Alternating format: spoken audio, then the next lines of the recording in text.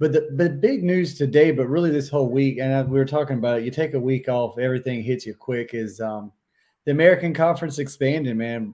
Stealing or just straight swooping into Conference USA, taking six of their team. UAB, Charlotte, FAU, North Texas, Rice, and I don't even know the Road Runners. Are they Texas, El Paso? I can't San remember. What, no, Antonio. San San Antonio. I Antonio. don't know. University of Texas, San Antonio. The Road Runners. I like their mascot. One of my favorite ones ever. If we had a coyote, it'd be perfect. Lots of discussion, lots of happy fans, and a lot of unhappy fans. So I just want to get your initial reaction to the news breaking today. So my initial reaction was, man, those are the wrong teams. That was when I first heard the rumors. I was like, okay, some of these teams, because I mean we've talked about it before. I've talked about it in some of my YouTube videos.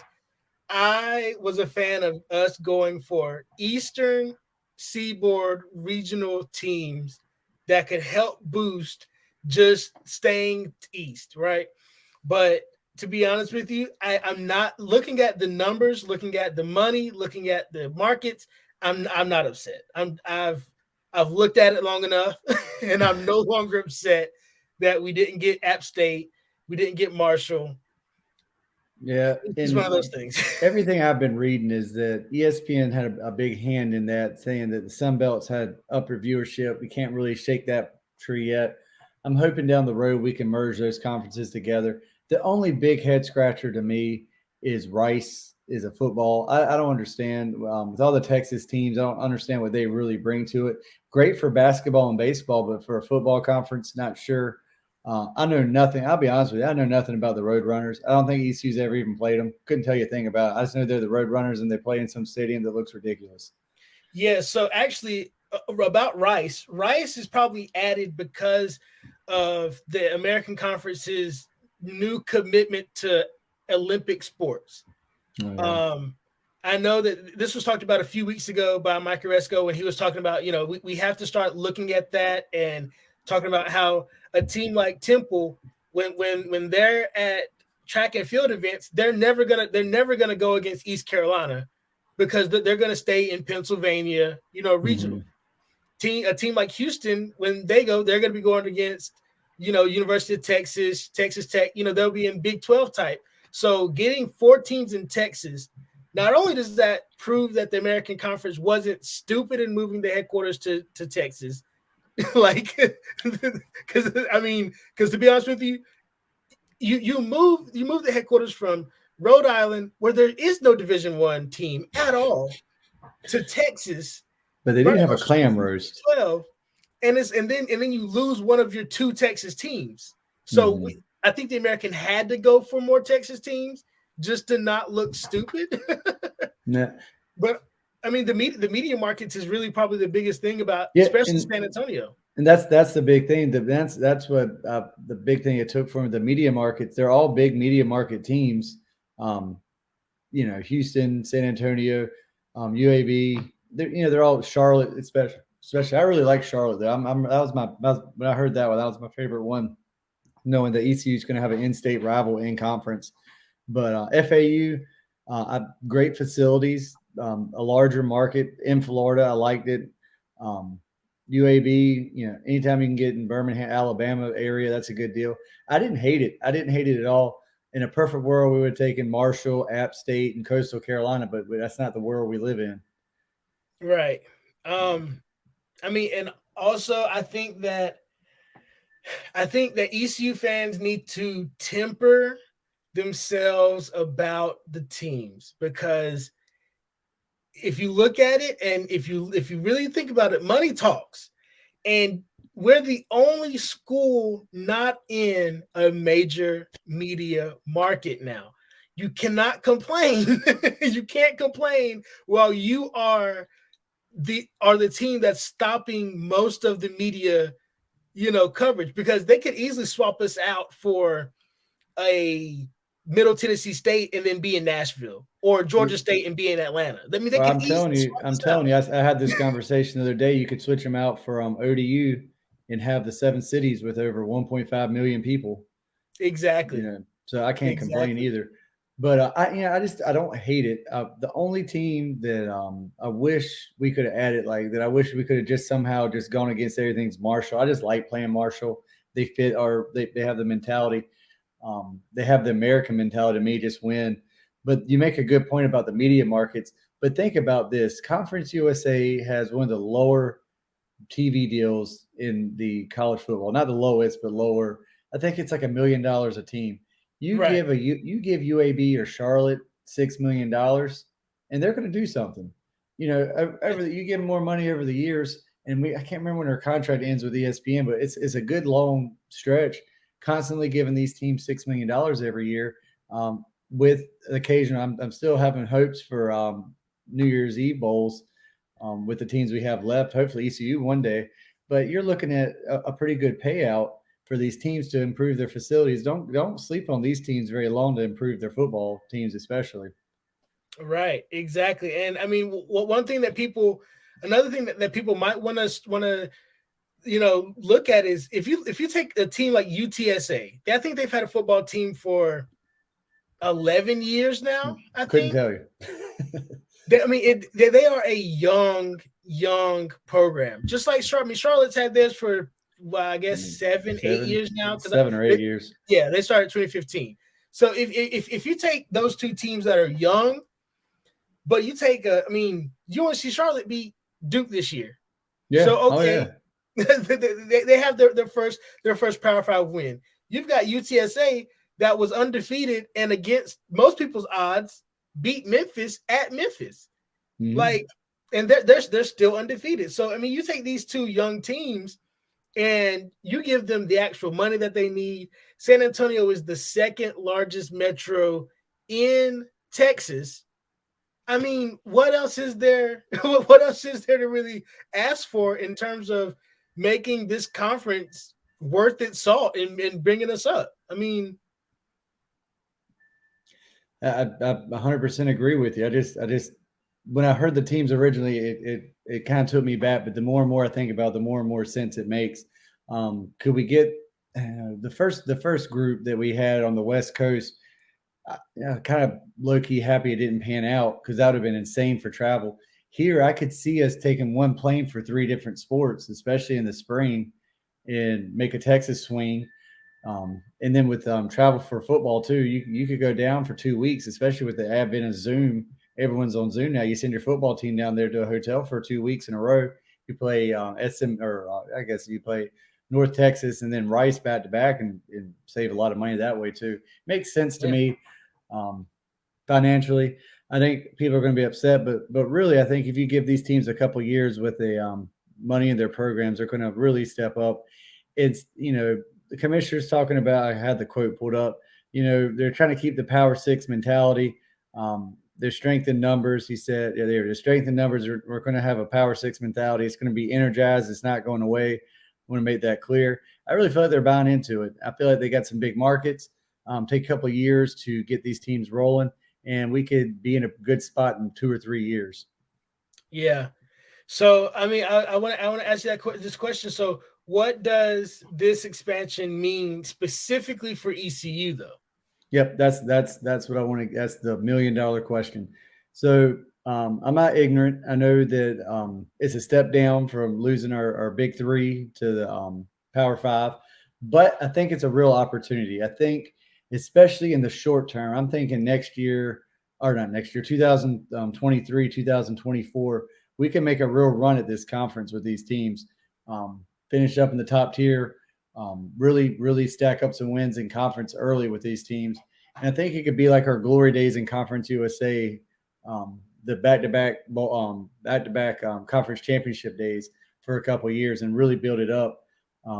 It's tough. We really dropped off when we left Conference USA because we started going against better talent.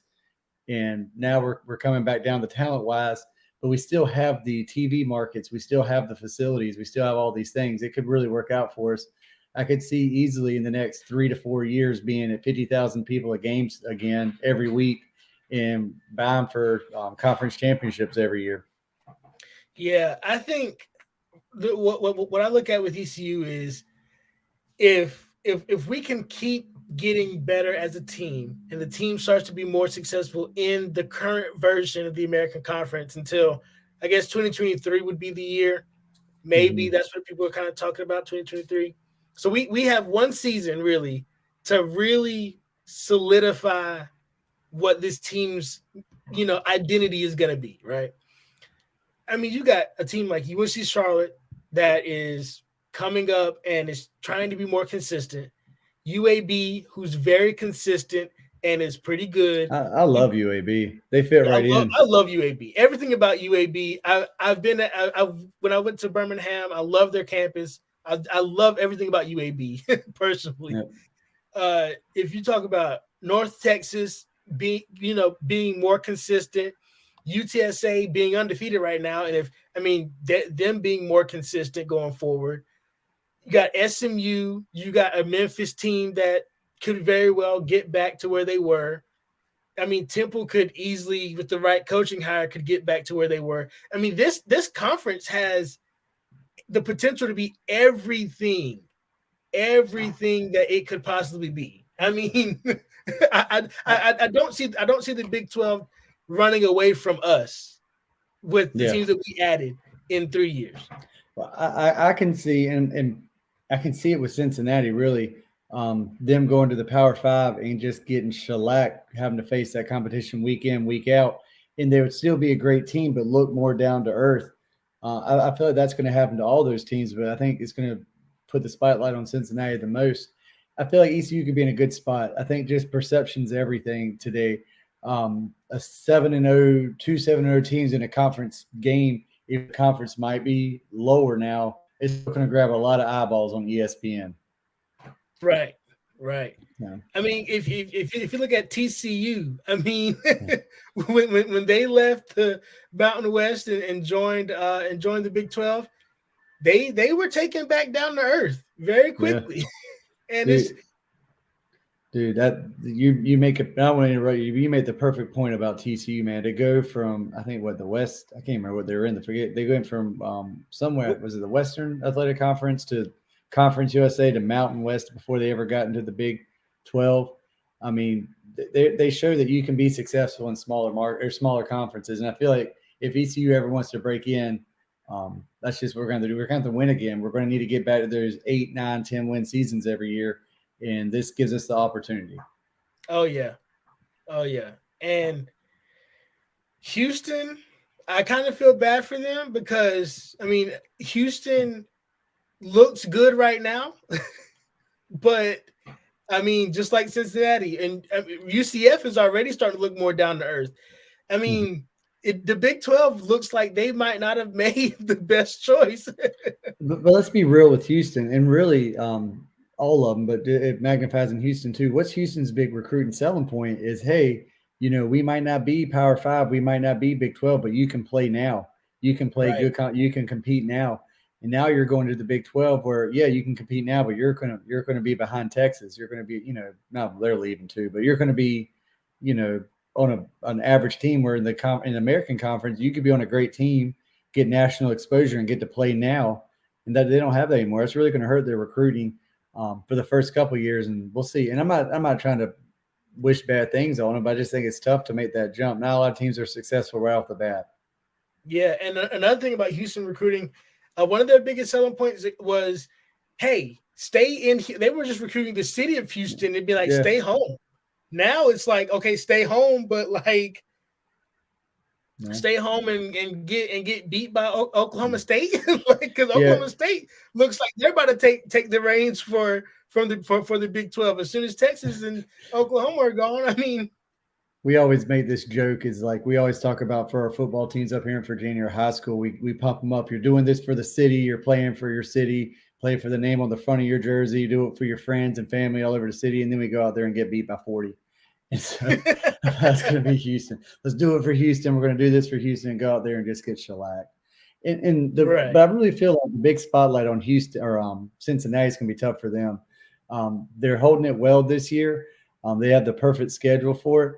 I could really see them running the table, especially after the Notre Dame game. And I would love for them to win a national championship and we take the revenue from that. But I could just see them getting shellacked in the playoffs and then just falling in. That's just it. I mean, that was their high water mark.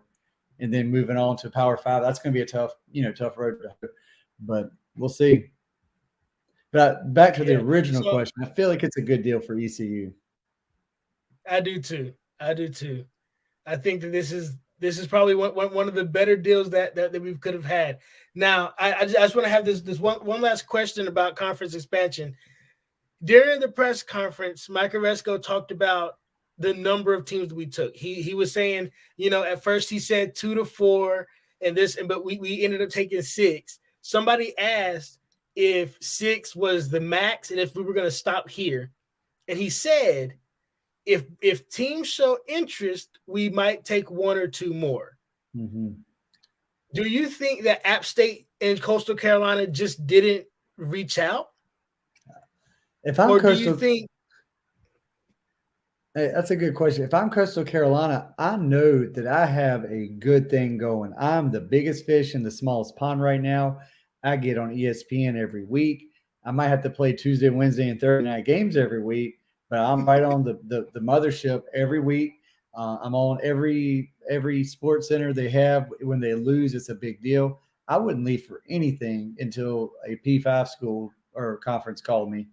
App State, I don't know. It makes no sense to me. If I were them, I'd be begging them and Marshall. I need out of here. This ship is sinking. I need a lifeline. So we'll see. What I'm really hoping is that we can swoop in and steal JMU if they come to D1, and they're looking at the Sun Belt. I'd love to see them come here instead and have just another regional type partnership with a team close by. But I don't know. Who would be your prime pick for if we could add one more team? If it was just one more team, I would have to go with Appalachian State. Mm-hmm. I think that their consistency from 2006 to now it's unbelievable consistency for college football. It's Alabama level consistency. It really is. Even though they did jump up a level, yeah, okay, cool. Now they have, they're a 2-loss team this year, but they did just beat the undefeated team in their conference that was ranked. Yeah, I mean, it's their first win, right? Like it's their first win over a ranked opponent since Michigan, and they weren't even they weren't even in the same level as Michigan. So at this point, it's just one of those things where like Appalachian State's my team that if I'm the American, I'm looking at like whenever they call.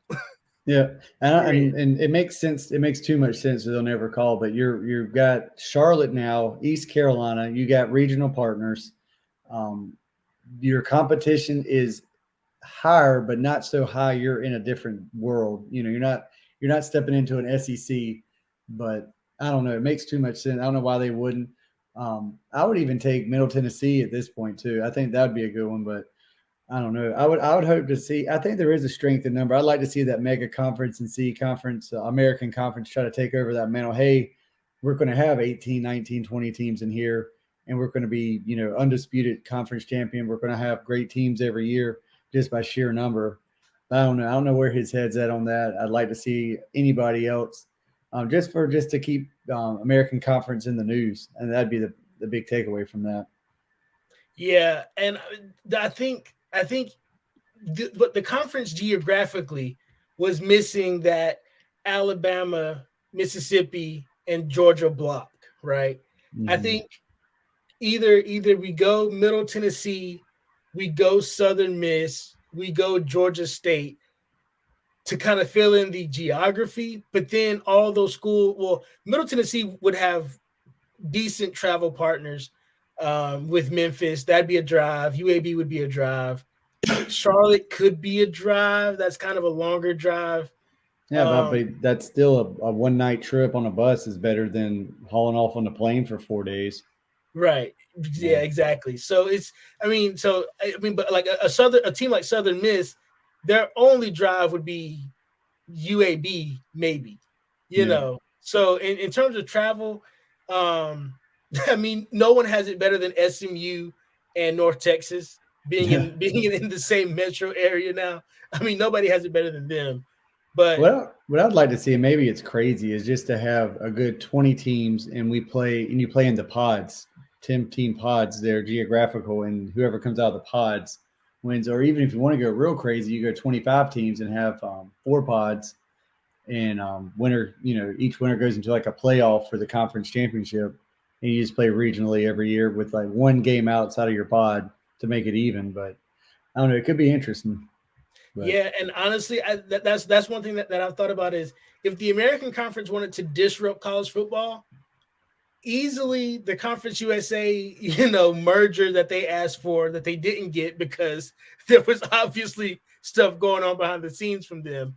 But if we did have, basically the best of the best Sun Belt and Conference USA teams added to the American, that would make us the Power Six. I mean, you couldn't disagree at that point because there's no one out of the MAC that could go against us. And San Diego State, San Jose State, Fresno State, Boise State, those 4 teams aren't going to be consistent enough to beat out 4 of the teams in that American Conference. So I think you nailed it on the head, and there's some of our comments too, man. Man, I don't know. App State would be ideal, really. If we could get App State, that would be a good deal. I'd love Southern Miss too, just because of the old Conference USA rival. I don't know. I wouldn't mind someone up there for Navy though. I don't know. I have no idea who you could pick up there, but I don't know. I like JMU just because I'm in Virginia and I know what they can do, and we have a connection with them through Coach Houston. But it'd be cool if we pulled something crazy and were able to get someone that no one saw coming just to get the conference back in the news in a positive light. Although it's been positive today, I can't complain. But yeah.